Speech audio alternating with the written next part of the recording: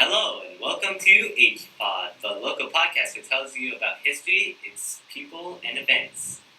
So today we are discussing one of the most important people in Chinese and Mongol history, and that is Genghis Khan. he was a Mongol leader, and he was born in 1162. That was a long time ago.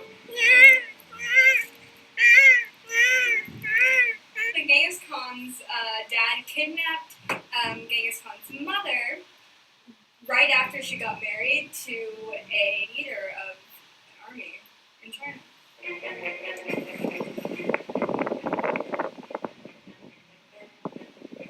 Genghis Khan is a Temujin is his original name. 8 years later, his father died from a poisoning.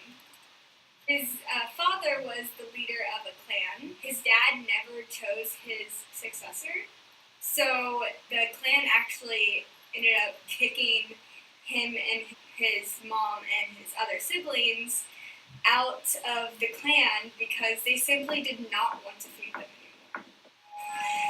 You have nothing left for this tribe. You need to get out. Come on, go. Get out. Get out. Get out. Out.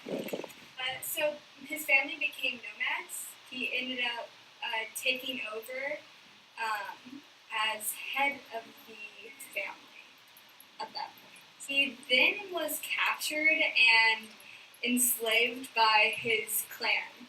So the clan that abandoned him and kicked him out, and they enslaved him, and then he was able to escape years later. In 1178, Temujin married a woman named Borte, and then he had 4 sons and a very vast amount of daughters, so much that the actual number is unknown.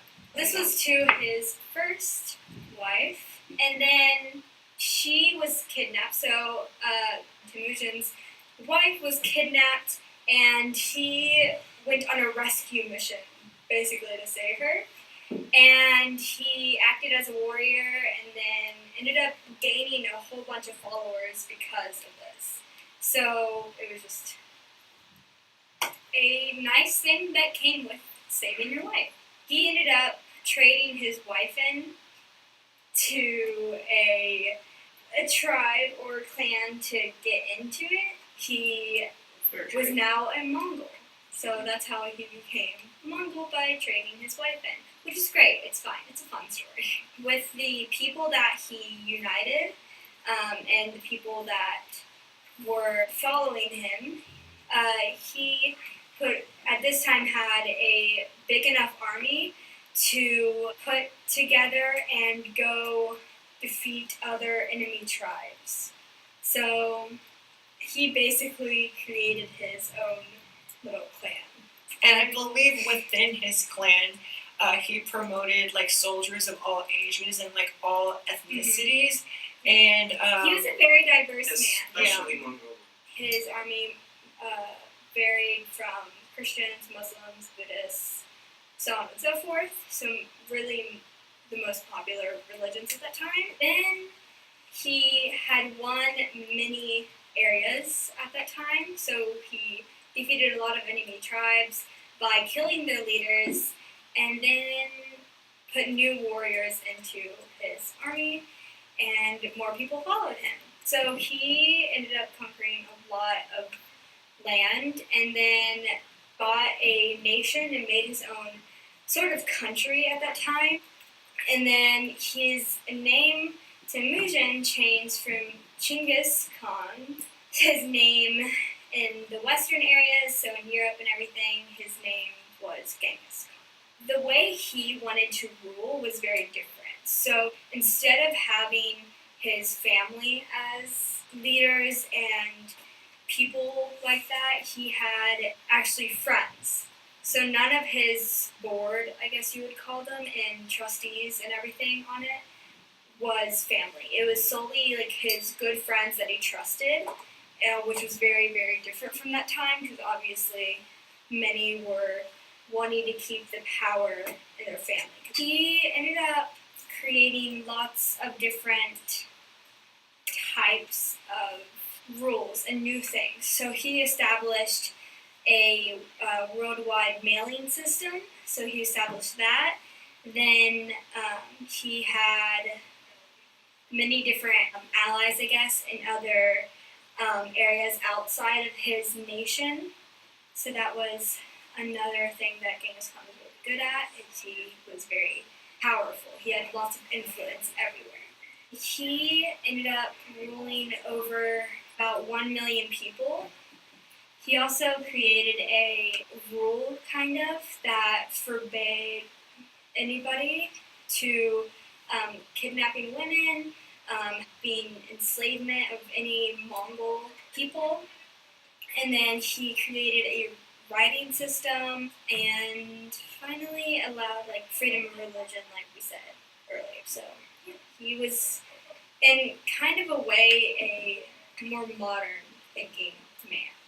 His first real campaign of his ideas and his ways happened outside of Mongolia, in the Xia kingdom of northwest China. So that Xizhou. That's what I'm assuming. In 1209, they launched a project, I guess you could say, that allowed them to be right at the Yuchuan area of the Xizhou capital. So they traveled by a large amount of horses. They actually introduced lots of military tactics as well, like a siege, so an attack. The Mongols still wanted lots more power and tried to rule more of the continent and area.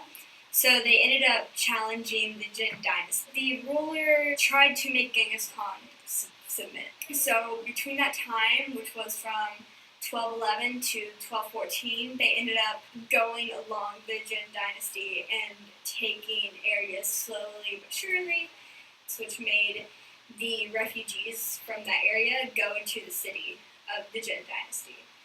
The amount of food became a problem for the Jin army, and this led to the Jin dynasty killing lots of its own people. In 1214, the Mongols took control of Zhangjiu, which is now Beijing, so kind of that area. So because of this and everything that was going on with the Jin dynasty at the time, they lost power, and then the Jin ruler actually gave them a bunch of supplies like silk, paper, gold, more horses, and money, basically.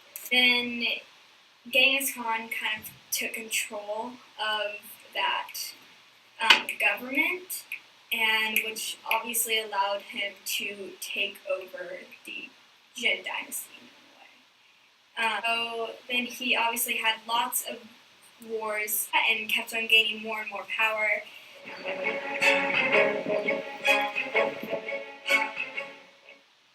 He ended up ruling in Russia, Korea, China, Southeast Asia, Persia, India, the Middle East, and then a part of Eastern Europe.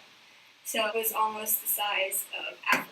Yeah, it was the second largest empire ever, only to the British Empire, which was larger.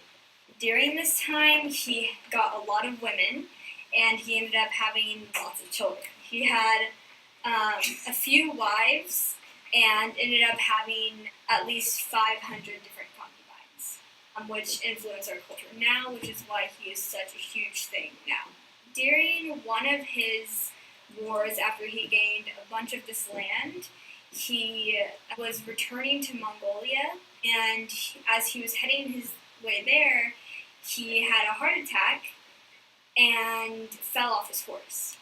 So he got up and went along and continued.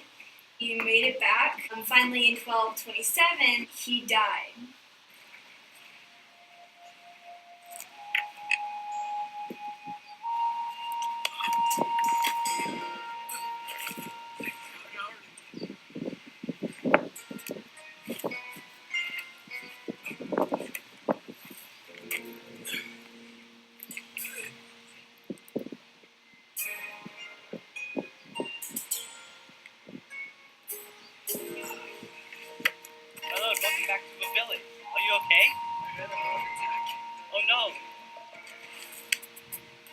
dead. Genghis Khan has died. His sons took over for the next few years and reigned for a long while until eventually his reign collapsed as well. And this reminds me of our world geography class because it takes someone to control an empire, and from then on, like, a lot of history occurs because someone creates an empire, and it just shapes the empire into what is happening in the world today.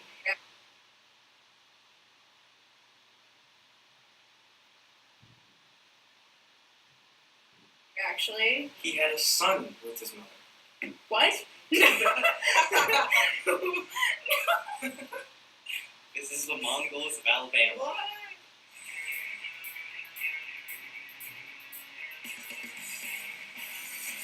This is why I'm not in the Olympics.